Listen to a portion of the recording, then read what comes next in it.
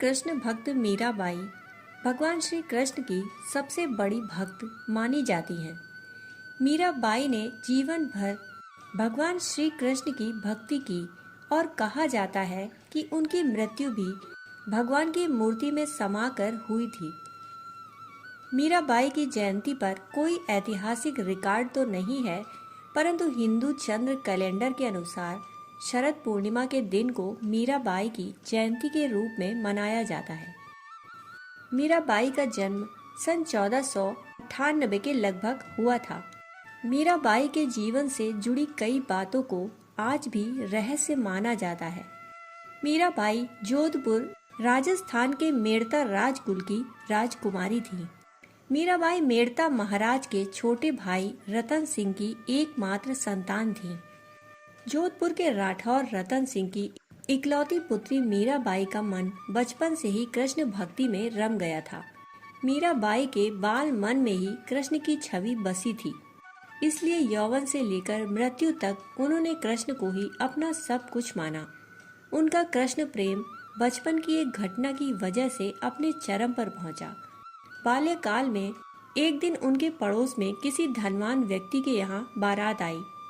सभी स्त्रियां छत पर खड़ी होकर बारात देख रही थी। मीराबाई भी बारात देखने के लिए छत पर आ गई। बारात को देख मीरा ने अपनी माता से पूछा कि मेरा दूल्हा कौन है। इस पर मीराबाई की माता ने उपहास में ही भगवान श्री कृष्ण की मूर्ति की तरफ इशारा कर कह दिया, यही तुम्हारा दूल्हा है। यह बात मीराबाई के बाल मन में एक गांठ की तरह समा गई और वे कृष्ण को ही अपना पति समझने लगी। मीरा जब केवल 2 वर्ष की थी, उनकी माता की मृत्यु हो गई। इसलिए उनके दादा उन्हें मेड़ता ले आए और अपनी देख रेख में उनका पालन पोषण किया। विवाह योग्य होने पर मीराबाई के घर वाले उनका विवाह करना चाहते थे, परंतु मीराबाई श्री कृष्ण को पति मानने के कारण किसी और से विवाह नहीं करना चाहती थी।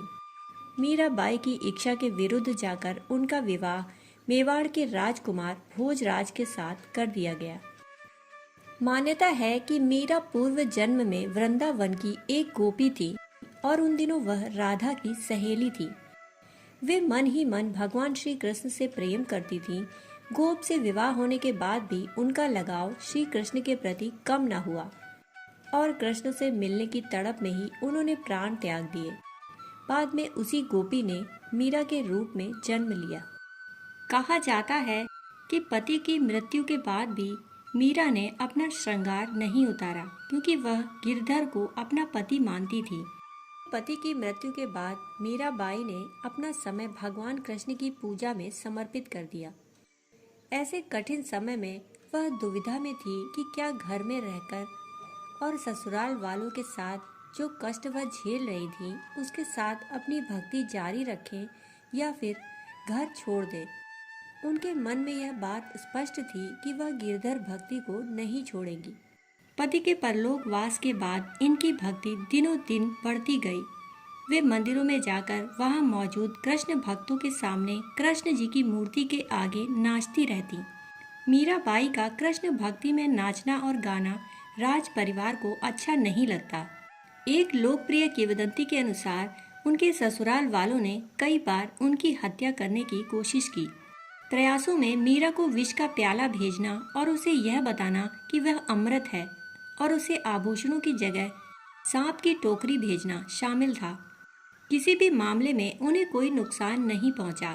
सांप चमत्कारिक रूप से सोने का आभूषण बन गया और विष ने मीराबाई पर कोई असर नहीं किया। एक अन्य किंवदंती के अनुसार विक्रम सिंह ने उन्हें खुद को डूबने के लिए कहा। तब वह ऐसा करने का प्रयास करती है तो वह पानी पर तैरती रहती है। वे विरक्त हो गईं और साधु संतों की संगति में हरि कीर्तन करते हुए अपना समय व्यतीत करने लगी। घर वालों के इस प्रकार के व्यवहार से परेशान होकर भारत के महानतम संतों में से एक तुलसीदास जी से मार्गदर्शन मांगते हुए राम भक्ति भी की। कृष्ण भक्त मीरा ने राम भजन भी लिखे, हालांकि इसका स्पष्ट उल्लेख कहीं नहीं मिलता। इतिहास में कुछ लोगों ने कहा है कि मीराबाई और तुलसीदास जी के बीच पत्रों के जरिए संवाद हुआ था, माना जाता है कि मीराबाई ने तुलसीदास जी को पत्र लिखा और उसे सुखपाल नामक एक ब्राह्मण के माध्यम से उन्हें भिजवाया। गोस्वामी जी से चुनौतीपूर्ण परिस्थितियों से उबरने के लिए मार्गदर्शन मांगती हैं। ऐसा कहा जाता है कि मीराबाई का पत्र पढ़कर गोस्वामी तुलसीदास जी की आंखों में आंसू आ गए। पत्र में मीराबाई तुलसीदास जी से प्रार्थना करते हुए अपनी पारिवारिक स्थिति का वर्णन करती हैं। वह श्री हरि की भक्ति में स्वयं को लीन करने की अपनी गहरी इच्छा बताती हैं, परंतु उनका परिवार इसे अस्वीकार करता है। वह बचपन से ही श्री गिरिधर के प्रति अपने प्रेम को भूल पाना असंभव बताती हैं। मीराबाई संकेत देती हैं कि उनके घर वाले उन्हें कृष्ण की भक्ति नहीं करने देते। श्री कृष्ण को पाने के लिए मीराबाई ने तुलसीदास जी से उपाय मांगा। तुलसीदास जी ने अपनी राम नाम साधना जारी रखी और इसे पूरा करने के बाद उन्होंने निम्नलिखित पत्र के साथ प्रतिक्रिया व्यक्त की। श्री गोस्वामी तुलसीदास जी मीराबाई को जवाब देते हैं, अपने आसपास ऐसे लोगों को रखें जो भगवान राम और सीता के प्रति प्रेम और भक्ति रखते हों, और जो ऐसा नहीं करते उन्हें अपना दुश्मन विरोधी समझें, भले ही वे आपके करीबी ही क्यों ना हो। कई उदाहरण इसे स्पष्ट करते हैं। प्रहलाद जी ने अपने पिता हिरण्यकश्यप को छोड़ दिया, विभीषण ने अपने भाई रावण को छोड़ दिया, भरत जी ने अपनी माँ कैकेयी को छोड़ दिया और राजा बलि ने अपने गुरु शुक्राचार्य को छोड़ दिया, और ब्रज धाम की गोपियों ने अपने पतियों को। शुरू में यह कार्य दर्दनाक लग सकते हैं, परंतु अंततः उन्होंने उनके जीवन में वास्तविक खुशी ला दी।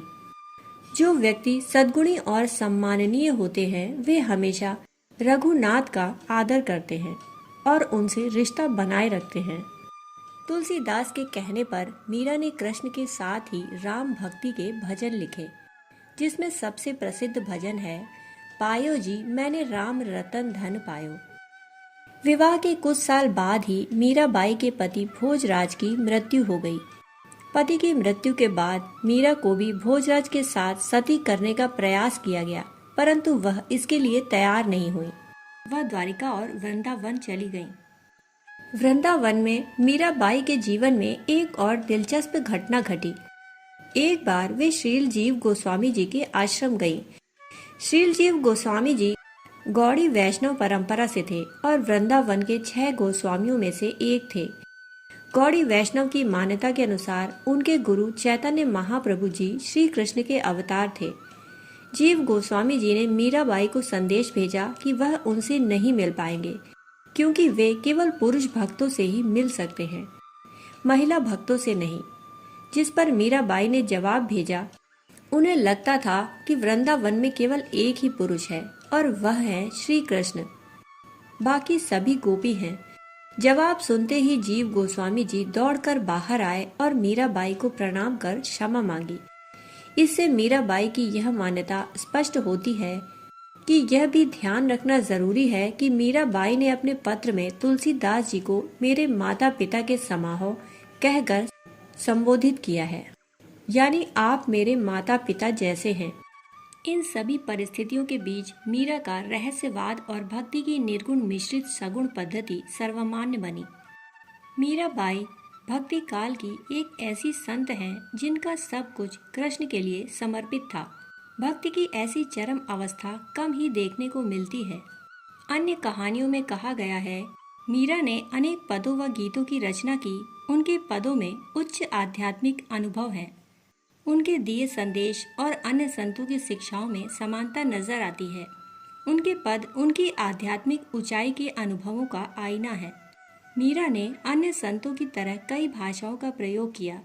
मीरा के पदों में भावनाओं की मार्मिक अभिव्यक्ति के साथ साथ प्रेम की ओजस्वी प्रवाह धारा और प्रीतम से वियोग की पीड़ा का मर्म भेदी वर्णन मिलता है। प्रेम की साक्षात मूर्ति मीरा के बराबर शायद ही कोई कवि हो। मीरा ने गुरु के बारे में कहा है कि बिना गुरु धारण किए भक्ति नहीं होती। भक्ति पूर्ण इंसान ही प्रभु प्राप्ति का भेद बता सकता है। वही सच्चा गुरु है। स्वयं मीरा के पद से पता चलता है कि उन्होंने रैदास को अपना गुरु माना। मीराबाई ने मेवाड़ का राज्य छोड़ दिया और तीर्थ यात्राओं पर चली गईं। अपने अंतिम वर्षों में मीरा द्वारिका और वृंदावन में रहीं, जहाँ किंवदंतियों के अनुसार वह 1547 में कृष्ण की मूर्ति में विलीन होकर चमत्कारिक रूप से गायब हो गईं।